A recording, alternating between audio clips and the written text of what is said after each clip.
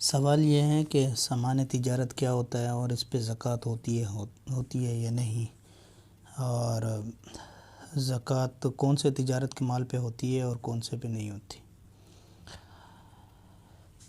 الجواب حامداً و مصلیاً۔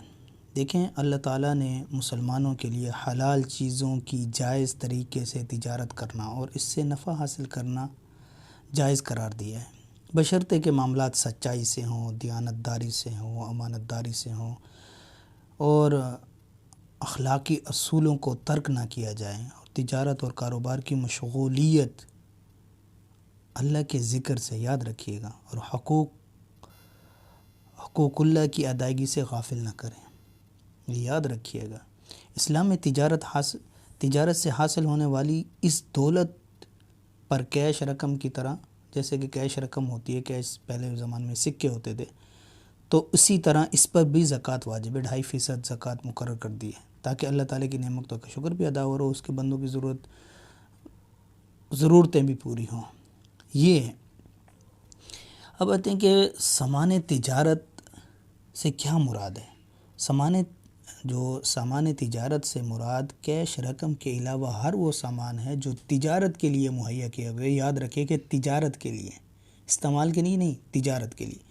اگر وہ سامان تجارت کے لیے مہیا کیا گیا ہے، خواہ کسی قسم کا ہو، مثلاً آلات ہیں، مشین ہے، استعمال کا سامان ہے، کپڑے ہیں، کھانے پینے کی چیزیں ہیں، زیورات ہیں، جواہرات ہیں، حیوانات ہیں، نباتات ہیں وغیرہ، گھر ہیں، زمین ہے، منقولہ ہے، غیر منقولہ جائیدادیں ہیں، غرض جو چیز فائدہ حاصل کرنے کی غرض سے اور خرید و فروخت کے لیے، یاد رکھیے گا، خرید و فروخت کے لیے مہیا کی گئی ہے، وہ سامان تجارت کہلاتا ہے۔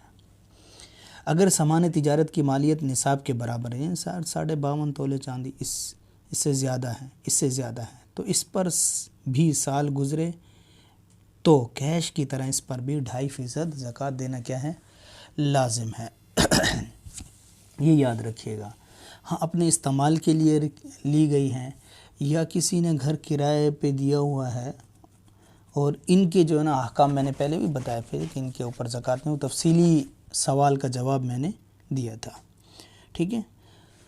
اگر سامان تجارت کی مالیت 52.5 تولے چاندی کی قیمت کے برابر ہے، جو آج کل ہے، ٹھیک ہے، یا اس سے زیادہ ہے، تو اس پر زکوٰۃ فرض ہوگی اور اس کو زکوٰۃ دینی پڑے گی، صحیح ہے۔ لیکن مال تجارت ہو، یعنی کہ وہ خرید کے اس کو بیچے، اپنے استعمال کے لیے خریدے، تو اس پہ زکوٰۃ نہیں آتی۔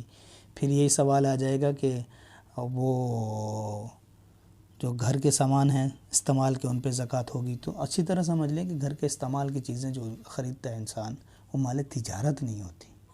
مال تجارت اسی کہتے ہیں جو خریدے پھر بیچے، ٹھیک ہے۔ واللہ